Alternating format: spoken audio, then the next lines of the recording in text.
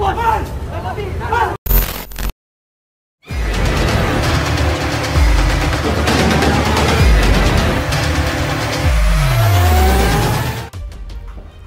apa yang berlaku. Adakah pentingnya peranan vaksin ini terhadap imuniti kelompok? Tular sebuah video yang memaparkan beberapa orang pekerja tidak dibenarkan masuk ke tempat kerja.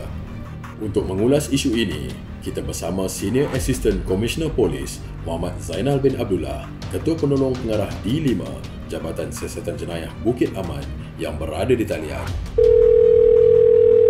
Sebenarnya sehingga hari ini kerajaan masih tidak lagi mewajibkan setiap rakyat Malaysia untuk mengambil suntikan vaksin. Walaupun kerajaan tidak mewajibkan setiap rakyat Malaysia untuk mengambil suntikan vaksin ini, tetapi bagi mereka yang didapati menghasut orang ramai ataupun menghasut mana-mana orang, mana-mana individu untuk tidak mengambil vaksin, sebenarnya walaupun tidak ada satu undang-undang yang khusus, tapi kita boleh melihat dari kesalahan-kesalahan lain, iaitu kesalahan cuba menghasut, cuba mempengaruhi orang ramai untuk tidak mengambil vaksin. Sebenarnya ini boleh mendatangkan ataupun menyebabkan ketakutan, kegentaran dan juga kegusaran awam disebabkan oleh hasutan-hasutan sedemikian, menyebabkan orang ramai tidak berani untuk mengambil vaksin. Sedangkan maklumat yang disampaikan, yang dihasut kepada orang ramai itu untuk tidak mengambil vaksin, sebenarnya adalah satu maklumat yang tidak tepat. Orang yang tidak mengambil vaksin ini lebih berisiko untuk mendapat penyakit ini berbanding dengan mereka yang mengambil vaksin. Jadi mereka yang mengambil vaksin juga kalau kena pun positif COVID-19 ini, kesannya adalah sangat kurang. Tetapi ini telah tidak dijelaskan secara tepat dan betul, menyebabkan ada di kalangan sesetengah orang itu terpengaruh dengan dakwah-dakwah daripada kumpulan anti-vaksin ini. Jadi kesalahan-kesalahan yang boleh kita ambil kira, yang boleh kita ambil tindakan jika terdapat golongan anti-vaksin ini yang terus-menerus mempengaruhi orang ramai ataupun cuba mempengaruhi orang awam daripada mengambil vaksin ini. Kesalahan ke atas individu kumpulan anti-vaksin. Yang pertama, boleh disiasat di bawah Seksyen 505 bracket B Kanun Keseksaan, ataupun boleh juga disiasat di bawah 505 bracket C Kanun Keseksaan, iaitu kenyataan yang boleh mendatangkan khianat awam dengan niat hendak mengapi-apikan atau mungkin mengapi-apikan mana-mana golongan, iaitu contohnya untuk golongan-golongan ataupun orang-orang tertentu untuk tidak mengambil vaksin. So ini merupakan satu kesalahan. Kesalahan lazim berkaitan media sosial. Begitu juga di bawah Seksyen 233 Akta Komunikasi dan Multimedia 1998, iaitu penggunaan tidak wajar kemudahan rangkaian atau perkhidmatan rangkaian yang mana melalui penghantaran komen, komunikasi-komunikasi yang bersifat menyakitkan ataupun menganiaya ataupun mengugut atau mengganggu orang lain dalam konteks vaksin ini.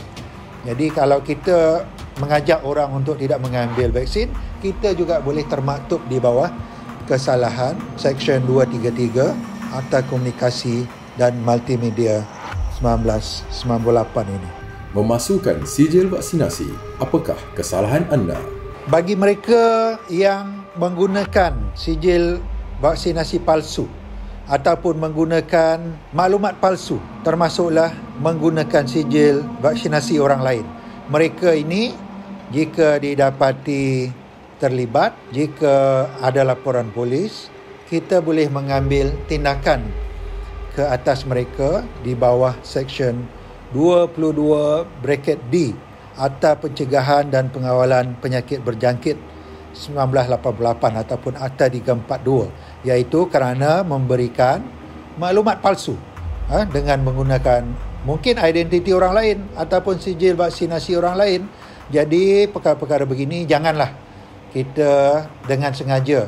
Oleh sebab kita golongan anti-vaksin, kita tak mau ambil vaksin, tetapi kita menggunakan sijil vaksin orang lain untuk memudahkan kita mendapat kemudahan-kemudahan yang telah dibenarkan oleh kerajaan.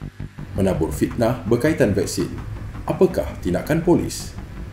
Bagi mereka yang suka pula menabur cerita tidak benar, fitnah dan sebagainya sehingga menakutkan masyarakat berkenaan vaksin COVID-19 ini, jadi kita nak bagi tahu bahawa kesalahan-kesalahan menabur fitnah, kesalahan-kesalahan menyebarkan berita yang tidak benar ini boleh juga kita ambil tindakan di bawah Seksyen 500 Kanun Keseksaan, iaitu kesalahan fitnah jenayah.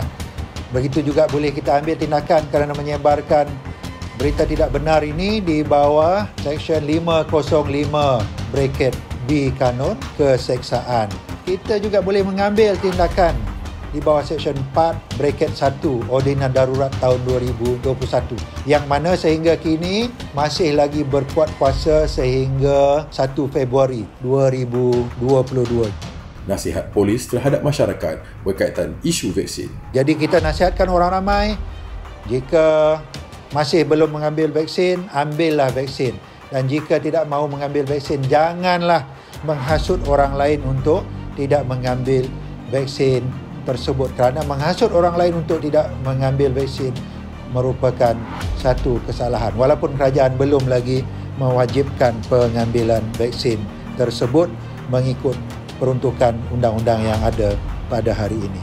Bersama kita putuskan rantaian COVID-19. Kita jaga kita. Kalau bukan kita, siapa lagi?